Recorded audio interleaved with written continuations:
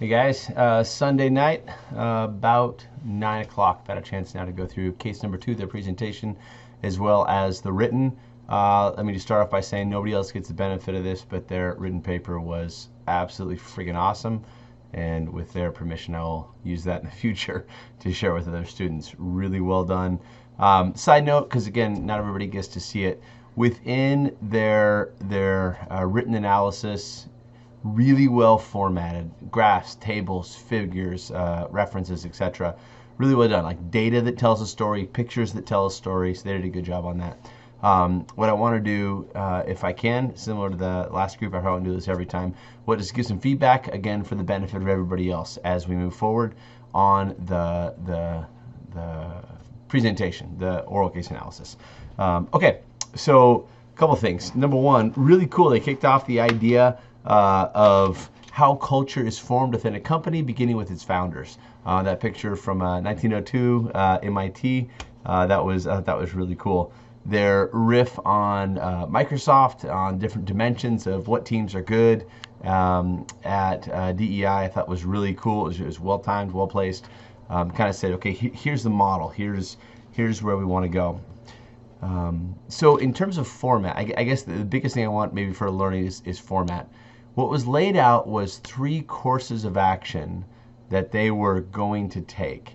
What I would like to see, if we can, is basically alternative courses of action. Let me give you a few examples in this case. Okay, so you run this big company full of engineers, chemists, physicists, stuff like that. Somebody sends out a racist and sexist email. There are a few viable options. One of them is to come out like they did and say, hey, this is not okay. This is not what we stand for. This is not our culture. Find the person and fire them. Done. Like, that's a viable option. We don't need to pull up the foundations of the culture of the 100-year organization. May just go, no. Some idiot did this. It was a bad decision. We're going to fire them. We're going to make sure that everybody knows this isn't okay. That's a viable option. That's kind of what I'm looking for in terms of alternative courses of action. What's a reasonable thing that you could do? And what we saw in the case were really good actions, but they weren't really alternative courses of action. They were, these are the 3 things that we're going to do. And then after that, some alternatives were, holidays and some other things that were good and fine to do, but they weren't necessarily solving the problem. And speaking of the problem, I guess that's my biggest, how many times can I use the word problem in the same paragraph, right? My biggest problem, my biggest challenge with this is I'm waiting, what is the issue? What really is the fundamental issue? There was a lot of statements like, this type of behavior or discrimination, I quoted it actually. Let's see if I can find it here. Won't be tolerated. A lot of this type of discrimination behavior won't be tolerated. And I'm saying, what type of behavior? What won't be tolerated? I didn't see anything in the case that was tolerated. I saw a moron who wrote up an email and is going to get fired. I saw the company come out and say this isn't okay. I saw all the bells and whistles go off. I see PR involved. I see HR involved. I see CEO involved. I don't see anything being tolerated. So what is actually the problem that we're trying to deal with? And that was one of the things that I didn't catch. So future groups, try to get it out in the first couple slides, like here is the fundamental issue. And I think they alluded to it and maybe said it, maybe I'm not giving them enough credit, in the very first slide. So, here's the issue. You have a company that's built on this particular cultural formation, and that's not a bad thing, but the environment has changed. And so the company needs to adapt to that environment.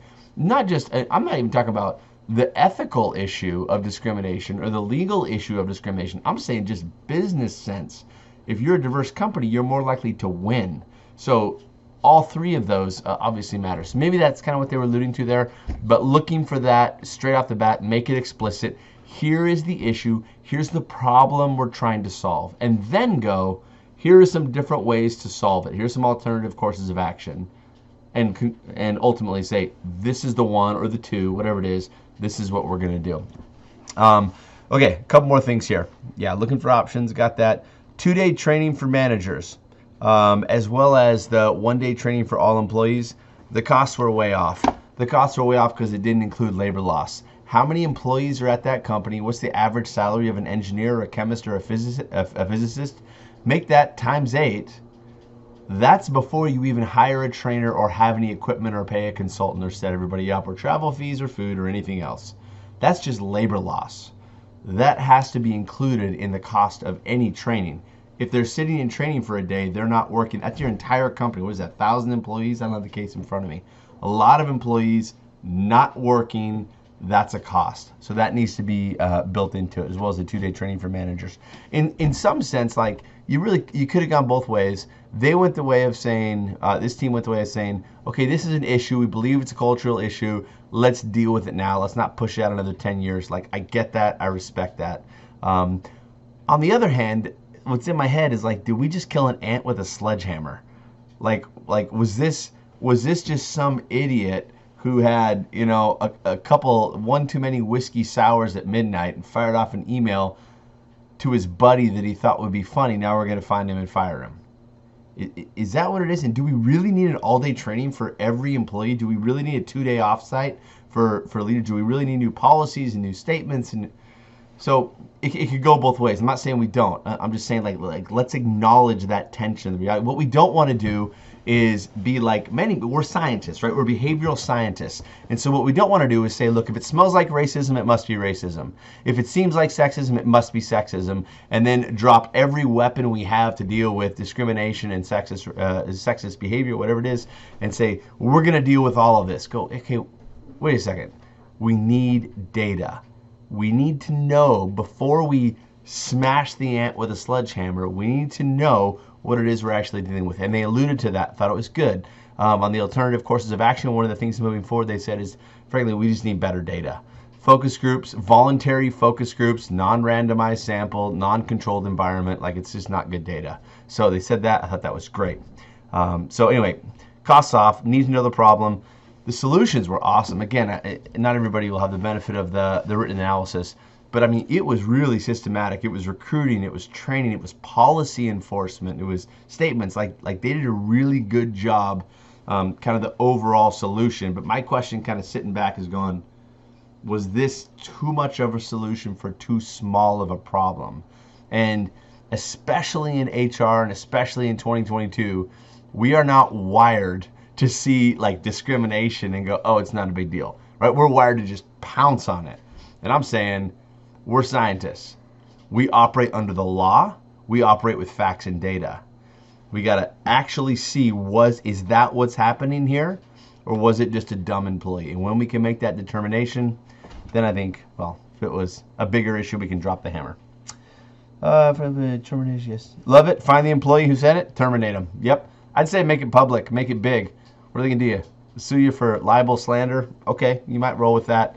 Now, if you make a big, loud statement that says, we're not going to tolerate this, you do this, you're out, and everyone's going to know why, totally fine.